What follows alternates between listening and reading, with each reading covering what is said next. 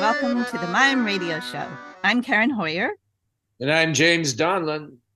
How is it, Karen, in Chicago these days? It's nice. It's beautiful. Cool and rainy.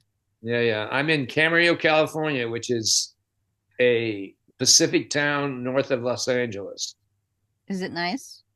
Oh, this is the best climate in the world here. So we're talking about weather. I don't know how good a sign that is, but you forgot something last time.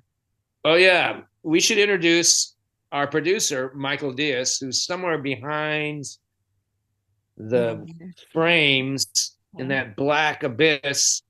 But he's the guy that controls everything. And if we're not nice to him, he can turn us off at any time. So, Michael, wherever you are, we're so happy that you're with us, and we couldn't do this without you. Yeah, keep punching those buttons. So, who do we have today? Our guest today is a fascinating woman. Let me tell you something about her.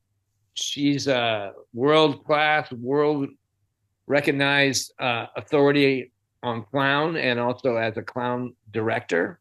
And as we know, that mime is a clown, is a mime, is a clown. At least that's my philosophy. So the intersection of the clown and the mime are, it's a very busy intersection. Symbiotic relationship. Yeah. So Lee Delong. Lee Delong is an American French actress, director, clown teacher, and writer. In addition to her extensive credits as an award-winning film and stage actress throughout Europe, Lee is celebrated as one of the world's leading clown teachers and directors. She has given clown workshops and master classes from Peru to Qatar to wartime Sarajevo since 1994. She has given innumerable workshops for professional actors, for acting students, for writing students, animation students, theater companies, and doctor clowns. Lee has worked extensively with the company Trico Circus Theater, Zagreb, for more than a decade. With Trico, she has written and directed 7 clown performances. She has given countless workshops and master classes for Trico, not only in clown, but also in buffoon and object manipulation. Lee's recent clown directing work has won high praise at the Edinburgh and Brighton Fringe Festivals and the Zagreb Clown Festival. So, with that, let us welcome in Lee Delong. Well, thank you for that fabulous introduction. You're welcome. Hello, Lee. Welcome to the Mime Radio Show podcast. It's so great to have you with us. Thank you very much. Thank you for having me. And you're in France, right? In a picturesque village, not far from Paris, yeah? Yes, I live in Méricourt, which is a small village. There are 400 of us. I escaped Paris 23 years ago. And I lived in Paris for 15 years and decided that I wanted to be around more nature, which I grew up in nature. So I needed that in my life. That's right. Are you from West Virginia originally? Are you from? Yes, I'm from West Virginia. I used to talk like this. I grew up riding horses and chasing cows. No, you can still talk like that, I'm sure. Well, we want to hear about your journey that took you from West Virginia to Paris, to France, and around the world.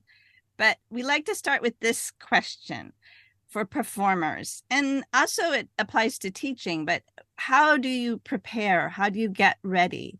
And more specifically, not just the general preparation for a performance, but the very moment right before you step on stage. What do you think or say to yourself? What do you do? Huh. As a performer, then we're speaking. Yeah, I mean, you can add the master teacher element to that too, because they're, a good class. That's a performance too, right? It is, indeed it is. As an actress, I generally empty. I try to go to an alpha state. I believe that you do all of your homework at home. And then once you get on the stage or in front of the camera, you go into the second nature of things. You have to be fully in the moment, and in order to be fully in the moment, you need to be empty. So I empty myself before I go on. And what I do with my actors as a director is I warm them up before the show. I clear the stage. Well, there's a couple of things I do. One thing is they have to run the whole show before the public arrives. And the other thing is I warm them up. I put them through exercises and just warm their clowns. How does your clown run? How does your clown sit? How does your clown jump from rock to rock in a river? I just give them things to do to get them out of their heads, and then I leave them alone. So you're a hands-on director. You don't direct something and just leave the premises at some point. Not right away.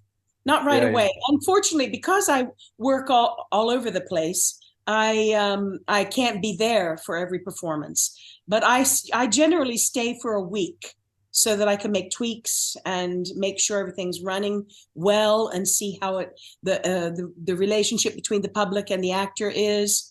And so I usually stay for a week of performances before I leave. So you don't have stage fright then as a performer. If you, when I'm getting, I mean, whether you do or not, I'm just saying it sounds like because you empty yourself, you've done a lot of preparation. It's like you're ready, right? There's nothing more to worry about it. So do you have anxiety before you step on in that 10 seconds before, or is it totally being eager? I mean, what's your state of mind there? I don't really have stage fright. No, I did when I was a young woman.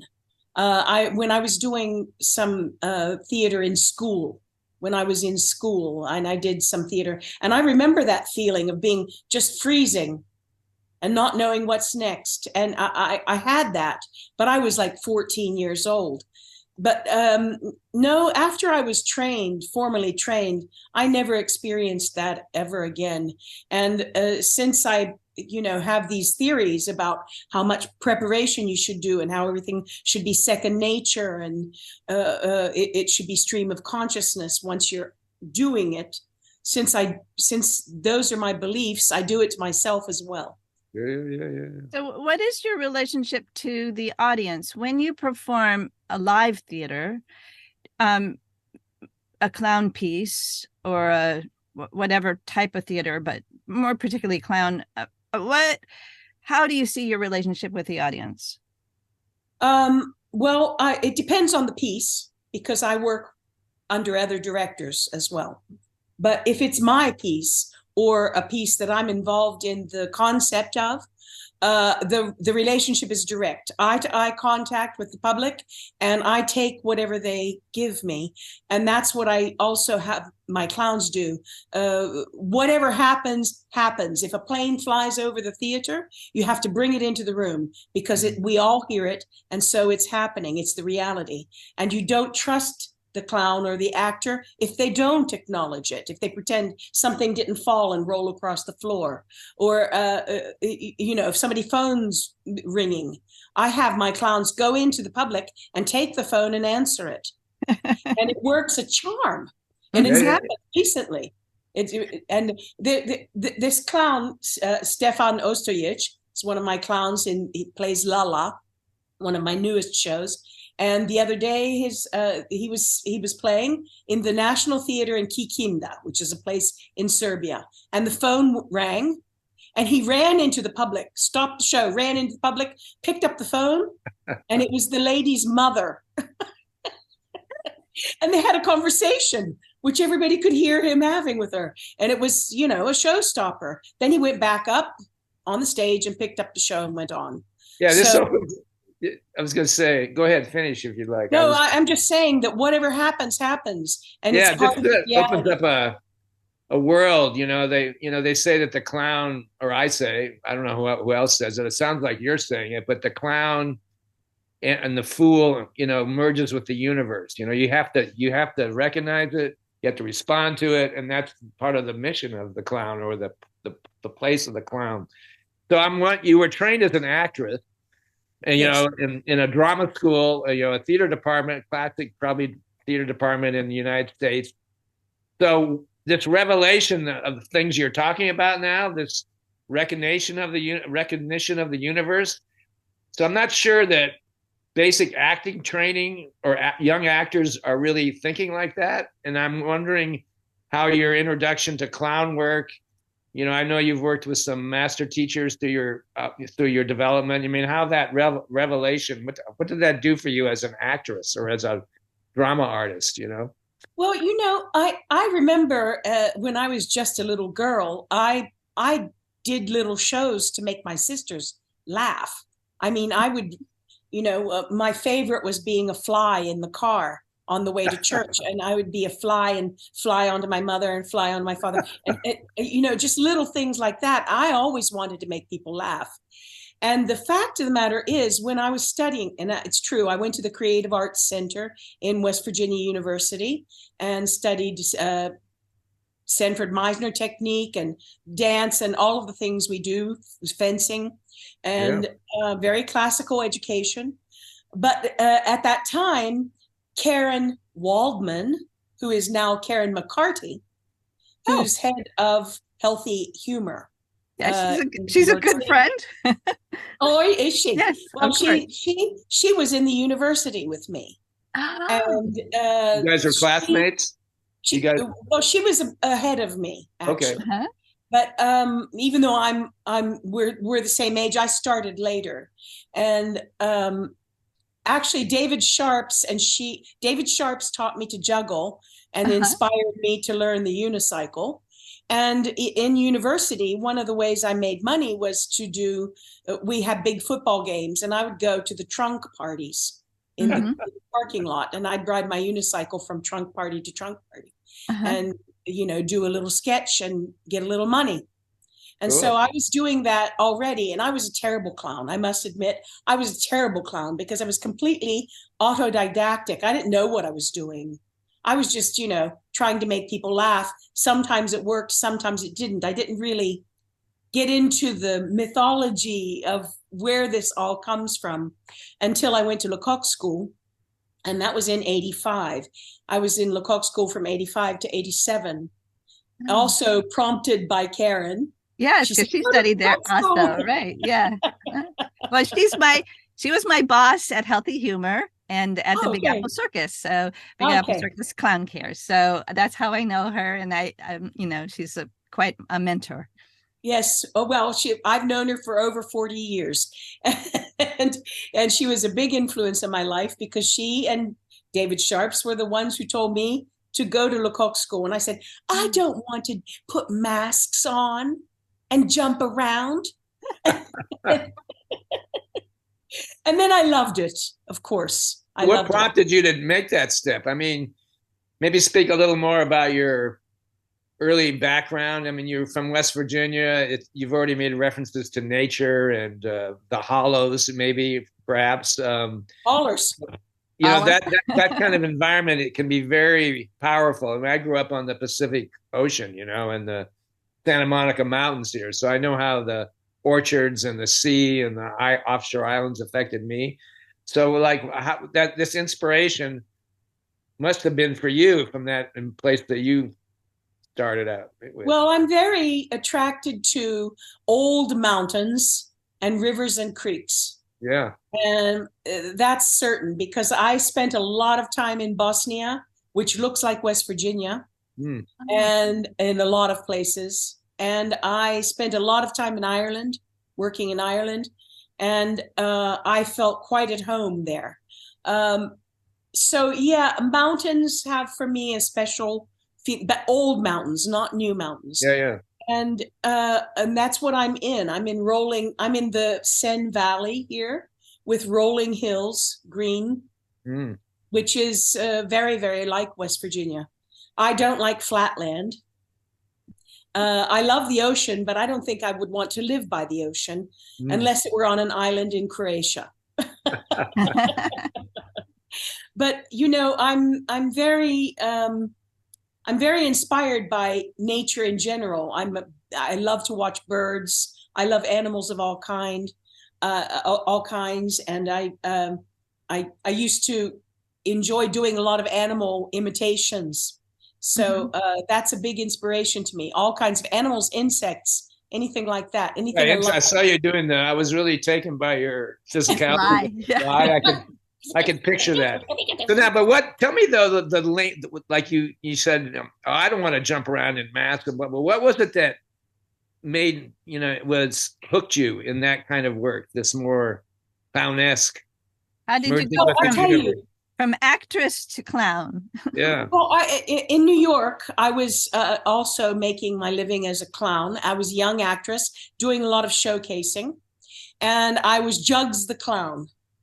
And I did a lot of children's birthday parties. So a lot of balloon making and juggling and riding unicycle, getting confetti thrown in my face, the typical thing you do for kiddie parties. And I like I said, I was a bad clown. I didn't know what I was doing. I didn't speak. I was mute. And I had a kind of an Emmett Kelly look with, the sad face. And I worked with Toby Ballantyne, who was a stilt walker, whose father was a very famous clown. Yeah. And what happened to me is that I was attacked in New York. I was set up for they asked me to do a gig for a little girl named Cindy, who was 6 years old. And when I arrived, I was attacked by two guys. Wow. Who, well, we found out later.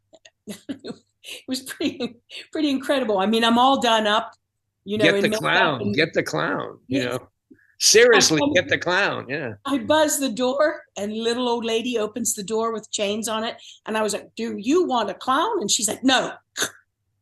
I'm like, oh my God, there's something wrong. And boom, the fire door bursts open, and this Hispanic kid jumps out. And I'm like, "You don't want to do this." And behind him, a big, huge guy with a knife and one of those rubber monster masks. And they started pulling me toward the fire escape. Whoa. But I was very, very strong at that time. I was 20-something years old and, very, very strong, that they were having trouble controlling me. Wow. Anyway, they got the unicycle and they ran. And they threw the unicycle off the roof. And so the police came, they found the unicycle, they said, "Go home, you're lucky. This happens all the time." And I'm like, really? Clowns are attacked all the time? And I went home, and my roommate, who was, a good Jewish girl from Brooklyn, she was like, "What? I'm calling the newspapers." And she calls, the newspapers are there at midnight. "She's the saddest clown. 2 thugs mug Jugs." It was all over the newspapers. The people of New York donated me 7 unicycles and some checks. I sold the unicycles, all but one. I cashed the checks, and I moved to Paris. Wow. So I needed an anchor because I didn't speak French. I didn't know anybody. I just wanted out. Yeah. And that's why Karen said, "Go to Lecoq School." So I did. Amazing. And tell us about that time at Lecoq.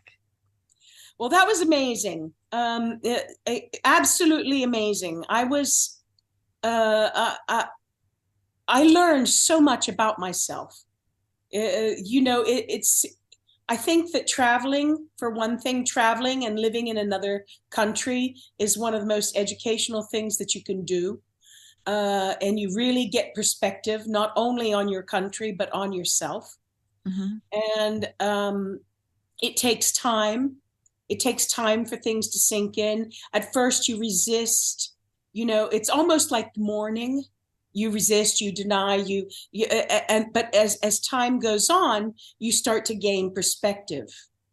And I learned so much about myself and myself as an artist. And Lecoq was just simply amazing.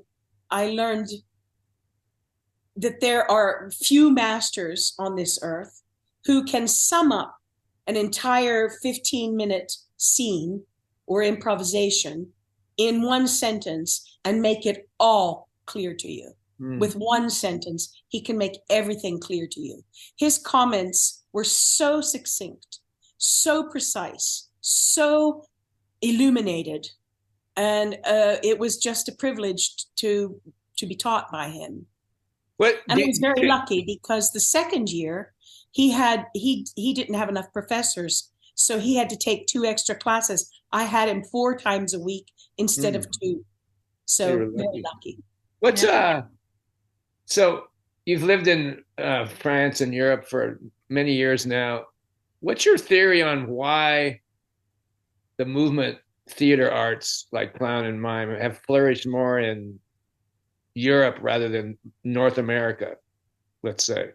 What's like what you must have a sense of that. That's always, there's some obvious observations, there's food and there's language and there's the stimulus of just being alive. There's a lot of physicality in Europe, walking and so forth. Just simply put, there's a lot of different ways of going about life in Europe, which are different than here, which lend themselves to sensuality and physicality, right? But what do you think? Why have you flourished in Europe or devoted your time to Europe and as well as where you were born as what you do now? I think that it has a lot to do with history. Commedia dell'arte was so prevalent in Italy and France, and as such an important part of culture. And I believe that the clown and the mime came from commedia. And I think that we're talking about the year 1200. So when we start talking about history of things, the United States is just a little teeny baby. Yeah. However, I think that it's amazing that America has such a strong circus culture because it doesn't have that commedia aspect. I mean, the circus culture, for example, in France, you go into any bar and you see old posters of circuses, and we have the Cirque Buglioni, we have the Fratellini, we have we had Medino, we had in history there was so much going on, and especially between the wars, there were a lot of small places that had 10-minute sketches. 10-minute comic sketches. So that was going on a lot. So from commedia trickling down to before the war, the Great War, and then between the 2 wars, there were more places for clowns to be. Well, it's true that physical theater in times of unrest, socially or otherwise, it's always been a tool that artists have used, throughout history. And of course, Europe has much more complicated history than ours. Many moving parts. But we have the vaudeville here. And so I'm curious why that was sort of vaudeville didn't. I mean, it did for a while. The 70s and 80s in the United States were probably the golden years of physical theater. Having come through that area myself. But I'm just wondering why the vaudeville is a technology that's sort of stifled the vaudeville instinct from the past, where in Europe you're still closer to the history, like you say, of even in the architecture, the cultural foundations still have promoted like the idea of the clown, the surrealism, but also with the political, social aspects of all that. I don't know. What's happened here in the United States? Do you think? Well, I think that wealth has something to do with it, because people have giant TV screens and prefer to, watch Netflix than to go out to a theater show. It's hard to get bums on seats, if I understand correctly, in America. I mean, I've been away for 37 years, but I think that the wealth of the people has reduced the need to go out, or the desire to go out and have an evening at the theater. Now, I think that is affecting wealthy countries in Western Europe as well. But I work a lot in Croatia and Bosnia and the Balkans, as you know. Yeah. And I tell you what, those people come to the theater. In Russia, those people go to the theater. There are places where people still throng to go to the theater. And so I do think it's more having to do with the history that is, Yeah. in the foundation of Europe, Western and Eastern Europe, more than anything else. But I do think the wealth and ease of Americans has prevented them from seeking entertainment outside the home. Yeah, it could be it. Yeah. James was mentioning use of clown and clown theater, mime during times of protest, times of stress. And I would really like to hear about your story about how you came to Sarajevo and were teaching clown workshops there, how that happened and what that experience was like. Yeah. Well, that was very organic, because I worked as an actress in the Balkans, which was Yugoslavia then. In 1987, after we finished Lecoq School, we formed a company and we went to Yugoslavia, ex-Yugoslavia, and performed that piece, which was Snezhna Kraljica, which means the Snow Queen, Andersen's The Snow Queen. And we performed it there, joined by a very famous musician and some of the tech people. We joined them there and finished the show there. This is right after Lecoq School. And we toured 16 cities. So I got to see really all the republics except Slovenia. And then I went back again in 1990 and was in another show, this time on the music of Darko Rundek, who is this famous musician there. And we were supposed to tour that show the following year. I lived in Mostar for 4 months to prepare and do this performance called Ne, meaning no. And the war broke out, so we couldn't tour it the following year. And as soon as the war broke out, I started trying to find out what I could do, because I had friends and colleagues in Bosnia, and I wanted to do something. I was watching the horrible images of the massacres happening on TV, and I couldn't stand it anymore.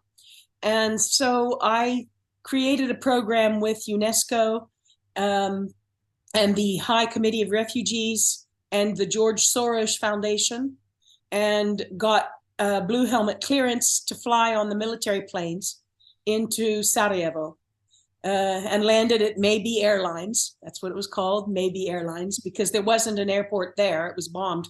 It was just burnt out buses and trucks and sandbags stacked up. And that was quite an experience. I was invited by the Akademia Semski Umjetnosti, which is their national school, to give clown classes, which they did not have. How was that introduced? The idea of why would they have wanted you to teach clown class? How did they know about this? Well, I suggested the subject because I wasn't a teacher. When I said, what do you need? They said, we need teachers. And I said, I'm an actress. I'm not a teacher. But I felt the most comfortable with clown. So I said, I'll teach clown. And they had a shortage of teachers. I mean, the intellectuals were the first ones to leave. They had a shortage of teachers, but they had students who were coming through bombing. And I mean, many bombings were happening when we were in the school. But anyway, so I suggested that subject, and it took off very well. And then they invited me to be their movement teacher. So I became the movement teacher for all 4 years of the school, with different subjects. Movement to music was 1 year, Greek chorus and hero and chorus was another year. My theater was 1 year, et cetera, et cetera. Basic movement, stage movement was another year. So I was working with them quite profoundly. And at the end of the war, I decided to make a performance with the graduating class, who were amazing. and had been in my class, my clown class, and my hero and chorus class. They were just amazing, amazingly talented, and just so wonderful people. We called them the war class because they started studying when the war began, and they got their diplomas at the end of the war. And I took them to Atlanta. It was the Olympic Games in 1996, to Little Five Points, a theater called Seven Stages, and we performed it there. But it was very difficult because two of the actors couldn't go, and I had to replace them in 2 days. Oh my. So I brought two of my English actors from France and stuck them in, and that was not a good mix. British with the Bosnians was not a good mix. But anyway, that's how that all came about. So during the war, I made 7 trips in and out for anywhere from 15 days to 3 months. It seems like, you're talking about teaching the clown in this art school. Don't you feel that clowning is really at the base is good acting? I mean, it's absolutely. If you're not a good actor, you can't be a good clown. That's my feeling. Don't Absolutely. you agree with that? I mean, it's the way to teach theater and acting in a way that's into many mainstream people unconventional, but it's not unconventional. It's the real deal, I think. For one thing, the clown really teaches you to be in the moment, which a really good actor in a regular play really should be able to do that. But in clown, that's all it is. Like you were saying earlier, airplane goes by, you have to be in the moment. Absolutely. I think that there are many great actors who are not clowns, but there are no great clowns who are not great actors. Right. I firmly believe that. And I can tell you, a lot of other people are beginning to realize that too. Because, for example, Jasmila Zbanic, she was just nominated for an Oscar 2 years ago for her film, Quo Vadis Aida. She's Bosnian. She was in my class during the war. And she never forgot that experience. She was a director, but she came to my class in order to learn more about how to work with actors. Yeah. And she hired me to work with her actors as a coach to give them clown class before beginning rehearsals for the film. Yeah.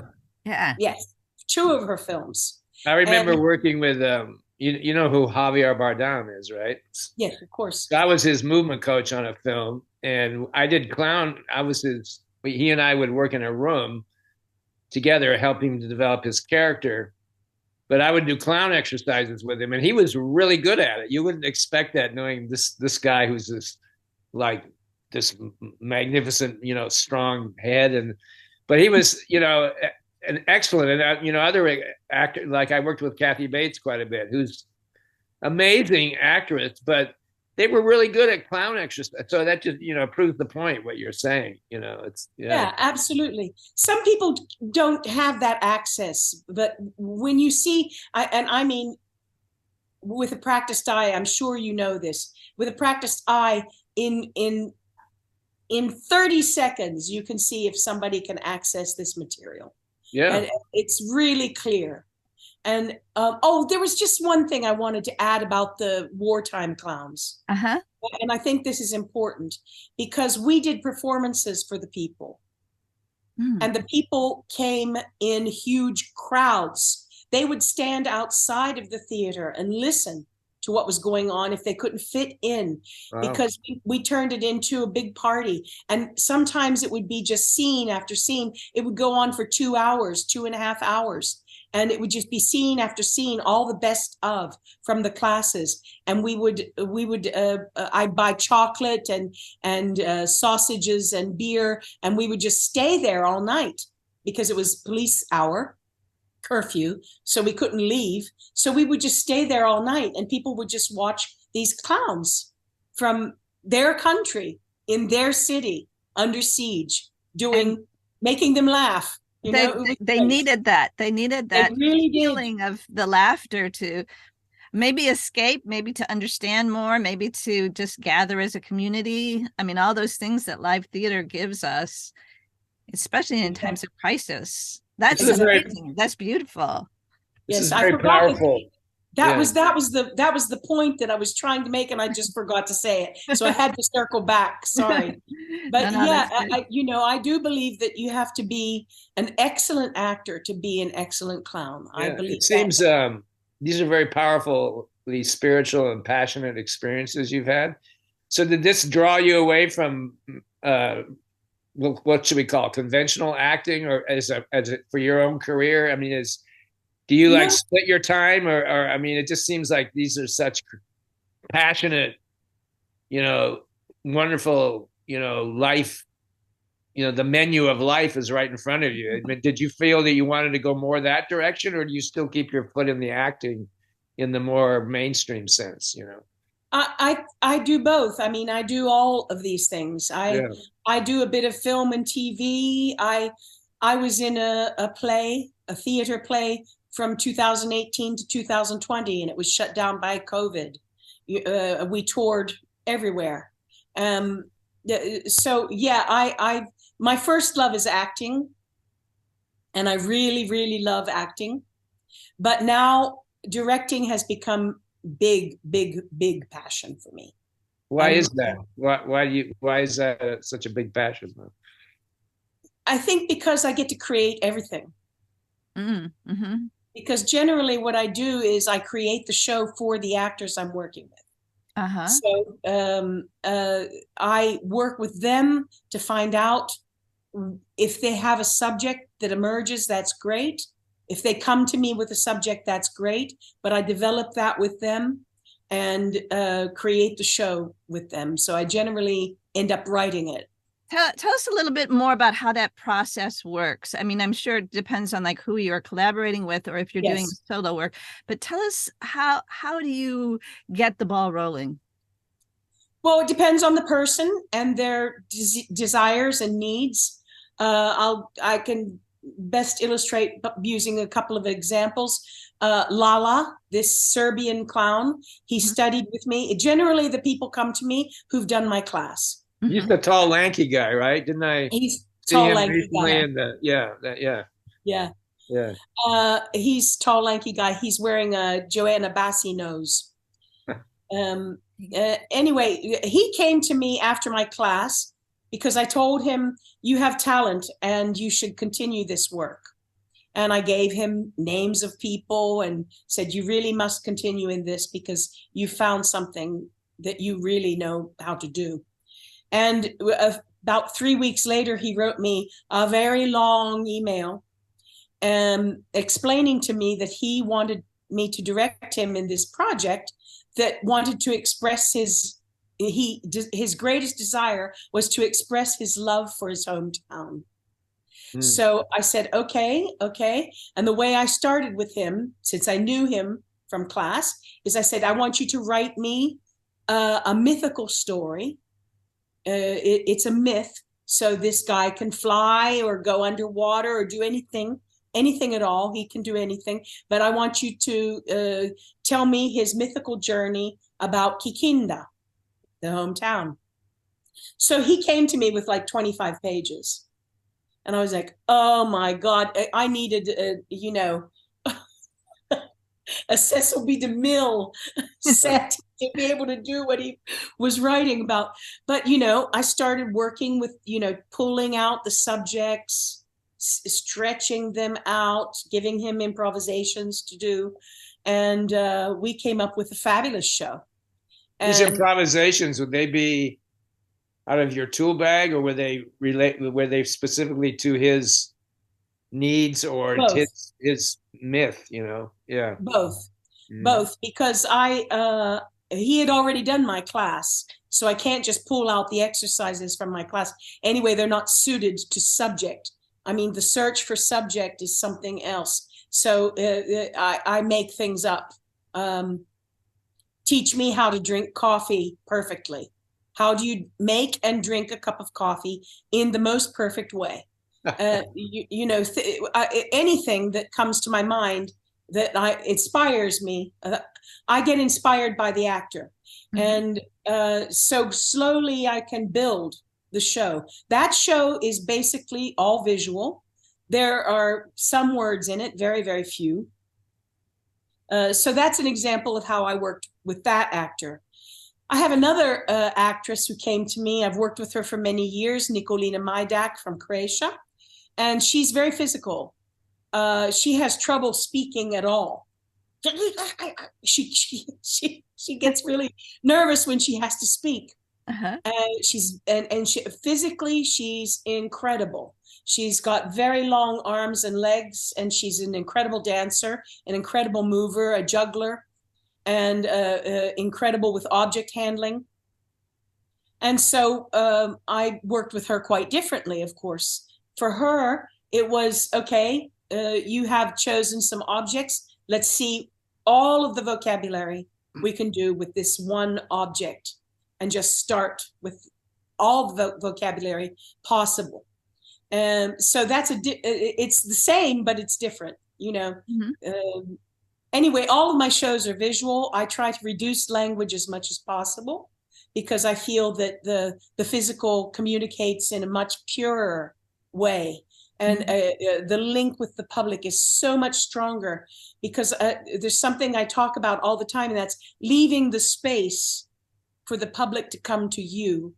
Let them do some work. Because then they really become part of what you're doing. So you have to leave them space. If you cry, they can't. So maybe it's best you don't cry. You're just on the edge of crying, and let them come and see what happens. I think it's very important. Reminds me of a story. I remember it was I think a Russian film. There was an actress this is an older film. There's a story that she was very powerful in a particular scene, and they were asking her, well, how did you do that? She said, I just played neutral, which is kind of like what you're saying, letting the audience come to you and fill in, even from their own psyche and their own experience, what that means to them. That's a very interesting. What are some of the influences in your teaching and directing? What would you say? Generally, you don't have to name names, but just generally, we already talked about Old Mountains, for example. But what are some other influences? Well, two main influences are, of course, Lecoq and Alain Gautret, who was a teacher at Lecoq just for clown when I came, and I continued studying with him. After Lecoq School was over, I did clown with him. I did writing for clown with him.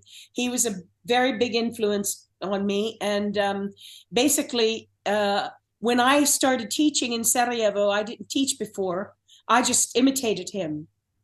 I imitated him, and slowly that his method taught me what my method was. And I do a lot by imitation. I think imitation is a great tool. And you mentioned about being neutral. One of my main exercises is do nothing. Yeah. It's one of the strongest things you can do. Yeah. When you do nothing, you receive everything. Right. And when you receive everything, the public sees themselves in the invisible world. And that's another thing that's a big influence on me, is that what is invisible, because I believe that that's why I don't really believe in filming performances, particularly clown performances. I find it very difficult, because what happens between the public and the clown is the invisible, and you cannot film that. That's so interesting. And it always looks flat and dead. Yes. Because that invisibility is what's happening, and it only happens in the moment. That's a good way to explain it. Yeah, that's like pinpoints exactly what I've been thinking about, but I've never heard it expressed quite like great. that. It's really what wonderful. Would be the they say that for example, mime is cinematic. I mean, good mime is, you have edits, so-called edits and panning of the viewpoint or the camera, you could say, and time flips. You can be in New York 1 second and the next second you're in Bangkok or someplace. Do you find that your film work informs your stage work and directing, and vice versa, or what's going on there? terms of the cinematic sense of time and space, you know? Now, I want to clarify one thing. I believe you can film clown. You can't film clown performance in front of the public, but you can make clown films. I mean, the greats did it for us and showed us the way. You know, Keaton and Chaplin, they showed us the way. Harold Lloyd, all of those guys, they showed us the way. And I believe in clown films, and I would like to make one. But does it inform? I think the theater informed more my work than the cinema. I came late to cinema. I was very purist type when I came out of all my training, and I was like, I don't do commercials. I don't do film. I do theater. And so I was very much like that for a while. And I believe that theater is one of the greatest training grounds for the film world. But I do believe that film is a different medium, and you need to use different techniques. I don't believe it's the same as acting on a stage, not at all. Especially when, well, my later years, I've been on big stages with large publics, and that's also different than an intimate stage. So I think that, yes, my acting work in the theater informed the cinema more than the vice versa. You know, it's interesting. You talk about the old silent film days. So most of those films were shot full, one camera, full body, and the performers were amazingly physical and amazingly could capture moments. And then through time, the camera started to take over for the physicality of the actors. So we have close-ups, we have different, you know, viewpoints of angles. But in the first initiation of that form, the actors did everything. In other words, they drew attention to where, much like a stage, you know, craft, right, where the audience should look. And it's interesting how physical comedy, I mean, some of those 100-year-old performers of physical comedy and physical theater were amazingly skilled, much more than the people now. Now you have circus, right? But it's just interesting how the film sort of learned from the stagecraft, and then it kind of became its own thing, you know. And then I think to the detriment maybe of some of the performers, that they've lost this ability to move the eye of the public like a camera, you know, which good performer, good physical and clown. You know, I feel that the dance, I call it the dance of the clown. I feel like that's been lost for several reasons. But do you have any feeling about that? You know what I'm talking about? This idea of like for example, you probably know the performer Bill Irwin. So he has the dance. I don't mean steps like a 1 and a 2 and a 3, but there's a crafting of time and space that's very precise. And a lot of, I see, especially in the United States, a lot of clown work doesn't have that anymore. And I think that that's a great loss. Do you have any feelings about that, you know, in terms of how you approach that? Well, I certainly do. And I know exactly what you're talking about. I think that people go to clown school, and one of the bad things that happens is that everything is in segments. Here is, you learn acrobatics. I want you to learn how to do saut périlleux. Here's acrobatics. Here is juggling. You learn how to juggle. Here you're going to learn the ring. You're going to learn the silk. You're going to learn the trapeze. And you learn these techniques. So then you have a whole panoply of technique, but you haven't learned how to embody a scene. Yeah. And so this is why I cannot separate the clown and the actor. For me, creating your own work is part of being a clown. Mm-hmm. And I think you need to have an understanding of dramaturgy. I think you need to have an understanding of writing. I think you need to have an understanding of physically capturing what is happening dramatically in the scene. Yeah. Because if you don't approach it that way, you can't do what Chaplin and Keaton did. You can't do what Lloyd did. You can't do what Laurel and Hardy did. You cannot. They were masters of embodiment Right. of the reality of the circumstances they found themselves in. That's what's so interesting. It's such a fine line. You have, like earlier, you talked about being in the moment and letting it, just being, right? And then you have this so-called dance of the clown, this crafting, like where does one step on the toes of the other? But that's why the clown art is so challenging in its essence, because you have to embody, as you say, but also have to have mastery of time and space through a poetic fashion, in a way, which crafts reality. And it's a circle, right? Yeah. And so I think a lot of contemporary performers don't understand that quite yet. Maybe it takes a lifetime to understand that. I'm not sure. So. Well, I think, this is me coming from my mime background, and James also with his mime background. We think of mime as an art form, but it's also like a grounding. It's like a basis. I always think of a mime as like this, there's a quote about mime being the root, and the different dance and theater and clown, they grow out of that. So the mime skills that you get of being conscious of your movement, of having a knowledge of the body, developing a range of movement, the isolation and articulation, that kind of technique, it is vital for the mime, but it's also vital for a clown and for acting too. Yes, and don't forget, we shouldn't forget, a clown is a mask. So the mask is very important. And not only just the nose. I'm talking about all the masks that lead you from the neutral mask to the character mask to the utilitarian mask, the larval masks, the commedia dell'arte masks, the clown mask. These things guide you to learn how to embody situations and movements. And I think, there are too few schools that treat these subjects, like Lecoq, like Lassalle. There aren't enough schools who treat these subjects, and it's also a problem in classical theater training that that's why you get acting from the head up a lot of times. Yeah, I found a large part of my career was spent in MFA acting programs as a teacher across the country. Some of the best, and it's interesting how the classes I taught, I'm not tooting my horn, but the material of clown and mime and physical theater seemed to be the classes that resonated with the students more than the acting class. The voice and movement seemed to be the root of it all. But if the movement class is really an acting class, then you're onto something. It's not just how can you touch your toes, or do a backflip like you're saying. It's not like this and that and that.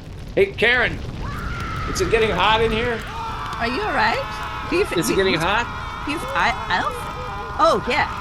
Oh, Lee, do you feel that? Is it hot in France? Hot. Oh, my God. I feel the temperature's rising. The temperature's rising. Oh, no. Oh, no. Woo. Whoa. Put it out. Oh, sorry.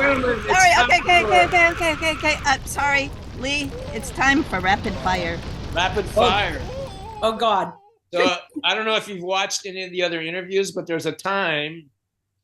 It's up to you. We don't have a gift for you today, but there's a time where we ask the guests to respond to some terms or words I'm going to throw out. Like, it's a word association game. Okay. You can do it, as quickly as you can. You can do it with as physical as possible, or physically, or both. You can choose. But are you ready to play? I'm as ready as I'll ever be. I'm in the days now. You asked me about stage fright earlier. Empty yourself. There you go. All right. Let me put on my glasses here. Oh, this is serious. Yeah. Do you have enough movement? Do you have enough room to move a little bit? You can see me, right?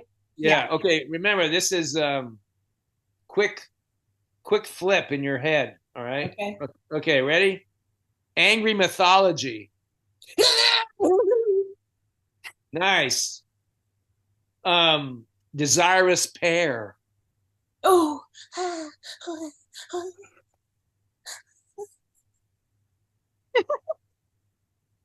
Velvet sun.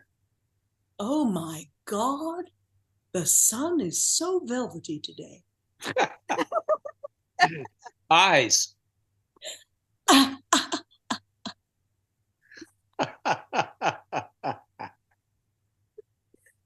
Hands.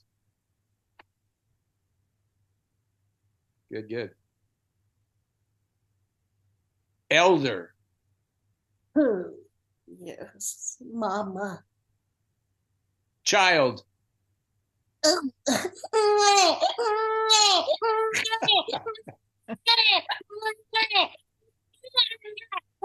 Locked door. Let me in. Teacher. Oh dear, another one of those. That reminds me of a question I want to ask a little later. Sweat. Oh, necessary. Failure. Oh, your friend. Language. Need more. Frog's delight. Flies. Frog's delight. Frog's delights of flies. Flies. Do that thing again. You do that thing again. That thing you do with your hands. I want to see that. Oh, okay, good. Fly. Oh, that's the frog. Right? Yeah. Frog and fly. There's the frog and there's the fly. Thank you very much. That was wonderful. Thank you very much. Thank you. So here's my question that just came to mind. Yeah. So when does clown training become therapy rather than the art? You know what I mean? There seems to be so many workshops in the United States, particularly, that are more like therapy sessions, in my estimation. I mean, what's going on here? Well, there is difficulty in the clown world. We have many kinds of clowns. And I'm afraid that the doctor clowns have taken too great a position for the other clowns. Because with the doctor clowns, let's face it, it's accompaniment clowning. You need to be a clown. You need to be a clown before you can be a doctor clown. You must be a clown first and then learn what you need to know to have that special skill set to accompany somebody who is ill or aged. But if you just are good with people who are sick and you put on a nose and a costume, that does not make you a clown. Right. I have problems with the diplomas. Who gets to decide, oh, now you're a clown, here's your diploma? Who gets to decide that? You see, all of these things, and don't get me wrong, I love the doctor clowns. I think they should be taking over the hospitals. I really love the doctor clowns. It's not that. It's that because of all the different kinds of clowns and one takes precedent over another, we begin to lose the chaos, the rebel. The absolute the desire to overcome authority, the desire to get away with stuff. You know, all of these things that are very, very important for the clown get pushed by the wayside. And I have found that a lot of people who come to me are doctor clowns who need to rebuff. They need to get back to their original clown self, because they've become such therapists. So there's that. Then there are all the people who are doing clown as a hobby. They're doing clown because they're business people and they need to learn how to be more comfortable with themselves and how to speak and let themselves go and lose their fear of being in front of people, that kind of thing. And that's legitimate. I teach some people like that too. The important thing is it's the teacher who must make the lines very defined and very, very clear, because the psychological work belongs to the individual. that it does not belong to the teacher. It does not belong to the public. It does not belong anywhere on the stage. It belongs to the individual to do the psychological work, to find out who he is, who his clown is. He does that. And you keep that off the stage. And these people who are doing clown as therapy to feel better about themselves, I hold the teacher responsible. Because whether I'm teaching business people or whether I'm teaching full-on actors or professional clowns, I use the same methods and I treat them the same way. They are following the very specific exercises that are for professional clowns. Because once you start stepping out of that and making people feel good, you're not doing clown. Because the clown doesn't amuse himself. The bouffon does that. The bouffon comes to the earth to amuse himself and make fun of the human condition. And this is one reason, the dance. I was talking about the dance of the clown. That's one reason it's not there anymore, because of the danger of what you're talking about. You know. Yeah, it's got to be chaotic. It's got to be. It's dangerous. The search that you have to do to come up with who you are as a clown is a very dangerous search, because you're going through all of your, Lecoq called it premier clown. It's the child who, stop running, take your elbows off the table, don't pick your nose, sit up straight, eat your vegetables. That person who responded to all of those commands, you got to get that to him. You got to find him. That's a beginning of your research. And so if you don't do all of that, I mean, if the teacher allows people to start using their clown as therapy, that is really bad teaching, because there should never be any psychology of any kind in front of a public or between clowns. Nothing. Well, and the teacher also has to create a place where people are willing to take risks, because you're talking about the chaos of a clown or the confronting authority. Like, for instance, in our training as clown doctors, it was also a huge amount the fact that we were pretending to be doctors and therefore making fun of that authority, and that bumbling version of the clown doctor is what brought the chaos and the fun and allowed people to join in and become children themselves. But as a teacher, you have to make sure that people feel they can go further and they can take those risks and create chaos or become a larger version of themselves. Yes, that's very well said, because that's exactly what I think the clown is. It's a bigger version of you. It's an exploded version of you. Mm-hmm. And I think getting to that is very psychological. But the minute you show that, it's no longer clown. It's therapy.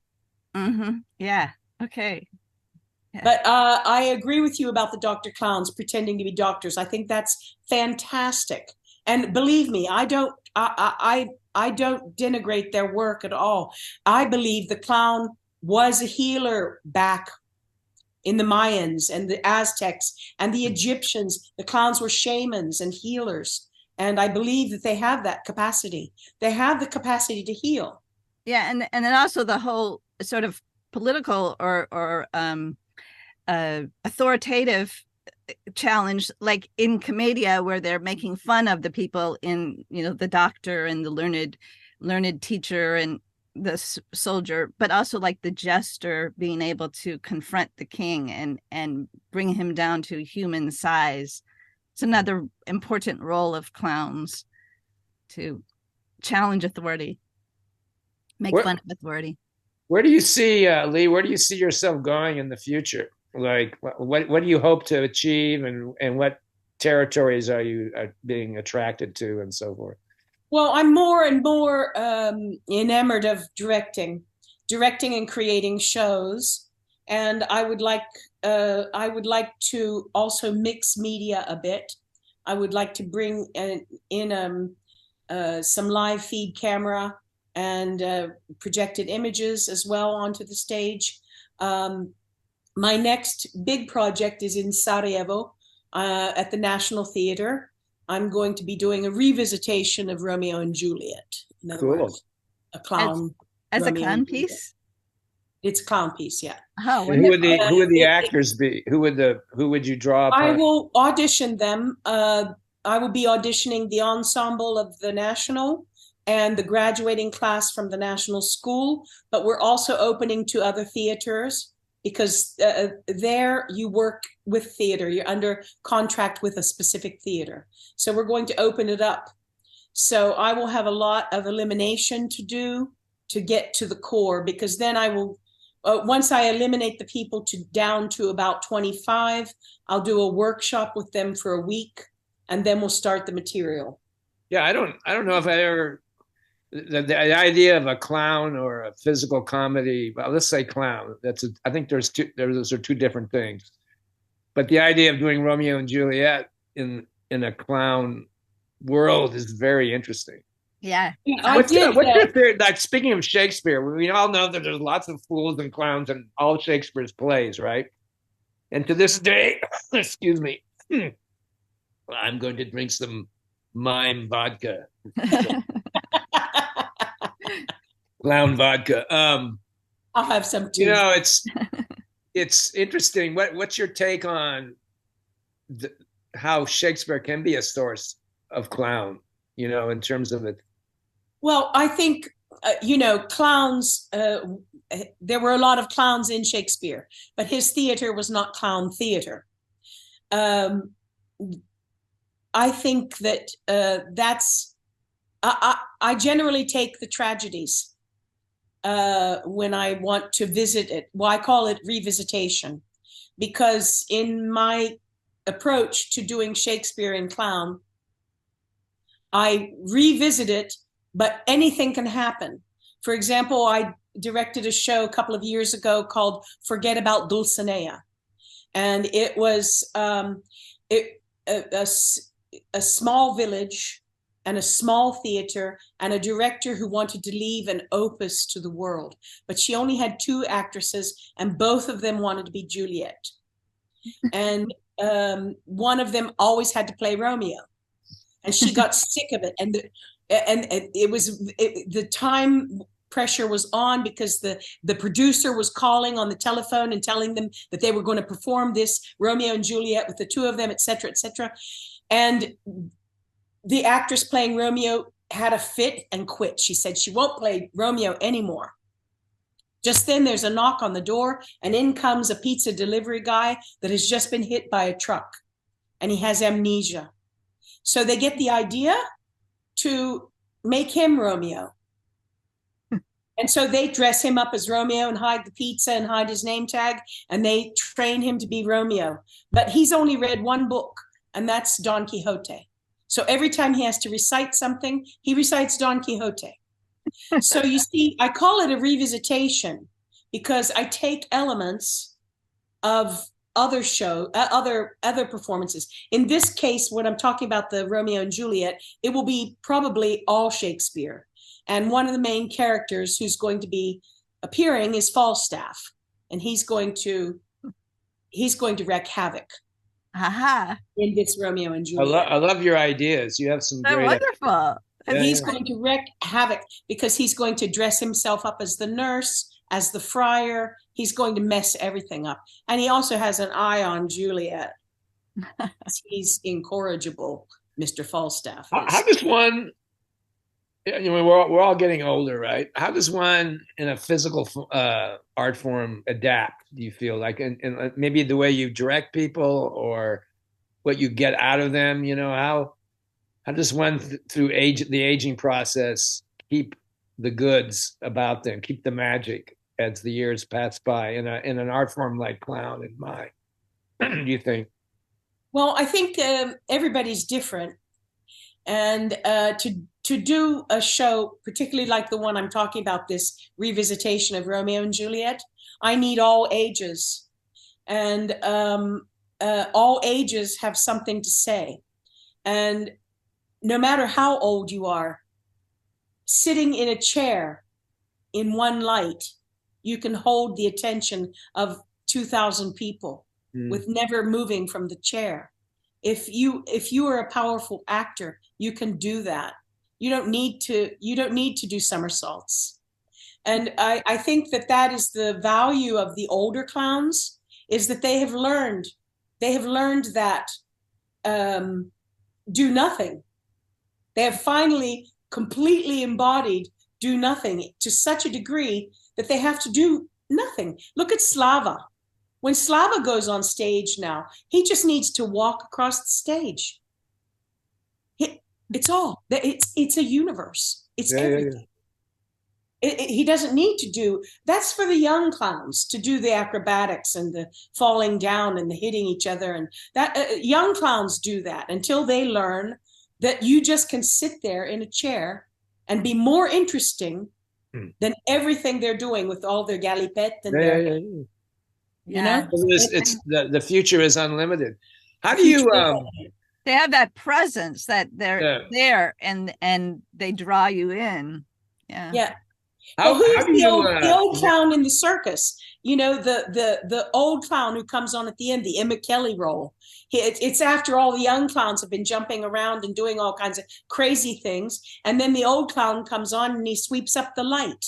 And that's all he does. He was a trapeze artist. He fell off the trapeze. He couldn't do trapeze anymore. And they put him in the position of the old clown. And he is the most poetic, the most interesting, the one that people are waiting for at the end of the circus. Yeah, Lou Jacobs was like that. You know, when I was young, I was the mime teacher at the Ringling Brothers Clown College, they called it. And Lou Jacobs, who was, you know, a protege of Emma Kelly, he was a contortionist originally, Lou Jacobs. And he's the one on the postage stamp, you know, the classic makeup that supposedly he ripped off from the Fratellini's in France. But anyway, but he, you know, he had a sense of just to be, you know, and he never got to really show that in the Ringling Brothers style circus. You know, they never, you know, so that was interesting. But I'm going to ask you, so we have this word clown and we have this word mime, and especially in the United States, both those words are dangerous to call oneself, right? You know, I would say that for different reasons, but mime and clown, you know, have a connotation. I don't know if that's so true in Europe. And, you know, there's that old saying like, for example, in Europe, they don't, if you say you're a clown, they ask you where you've trained rather than like what birthday party you're going to or whatever the phrase is, right? So, what's your feeling about that? How do you navigate that stereotype that can be undesirable or totally off key? I mean, do you worry about that, or you have a mission to write that? Or what's going on with that? Your connection to that? Yeah, I do have feelings about that. I know it's worse in America than it is in Europe, but don't forget, I've been in places like Qatar, teaching clown, Peru, the Balkans, where there never was clown before I came there, and not clown as we know it. Yeah. And they didn't even have circus there. So yeah, I have problems being put in a box, and my general feeling about it is I put everything under the label physical theater. And I think all work under physical theater includes everything. It includes mime, it includes mask, it includes clown, it includes slapstick, it includes circus techniques, it includes a lot of things. I think that the mime and the clown are the most closely related, and the true descendants of Commedia. I think they came from Commedia. And I think they came from, this is my opinion, they came from Pierrot, the mime, and from Harlequino, the clown. And I think that they're basically cousins. And I think you need one for the other and the other for one. Yeah. because we talked about this earlier about embodiment and being your own dramaturg, your own writer, creating your own material. This is all part of what you do when you're one of these kinds of artists. You don't pick up the Shakespeare. You don't pick up the Shakespeare and say, now what do I say in scene 3?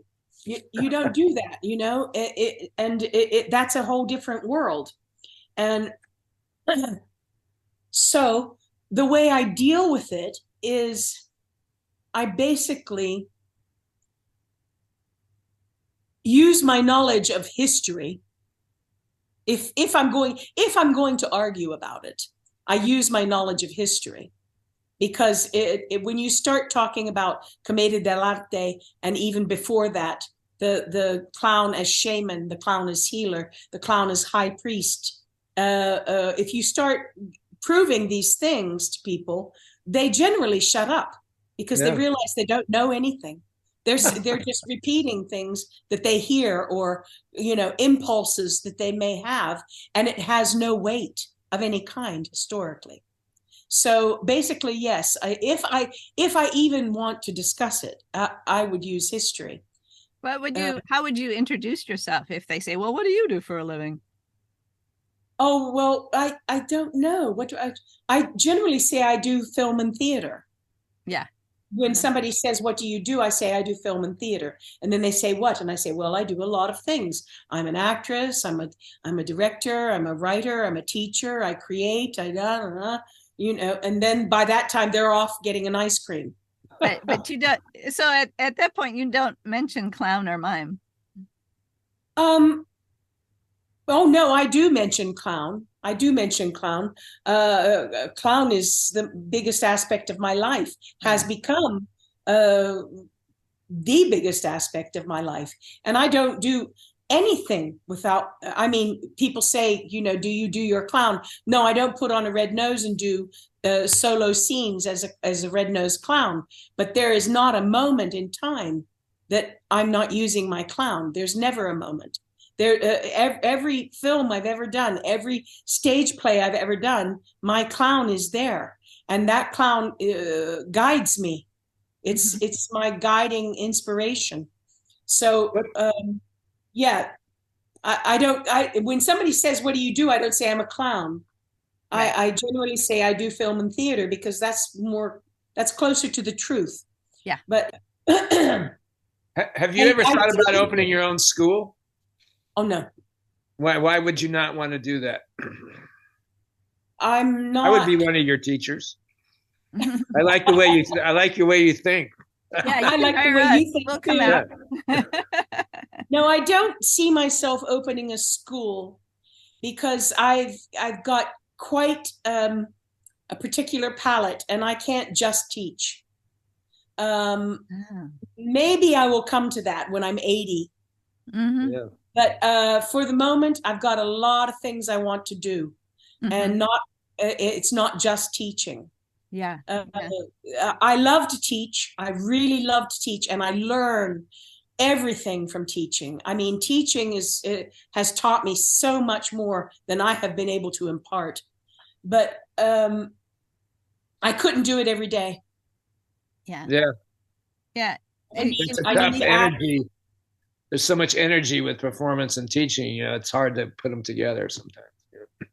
Yeah. What advice would you give young people now that want to study clown or mime? What would you say to what do you say to a young person? I try to guide them toward one of the schools I believe in, which would be Lecoq School, Lesade.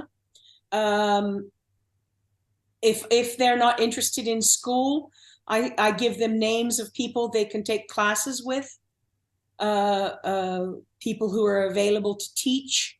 I tell them to come to my class.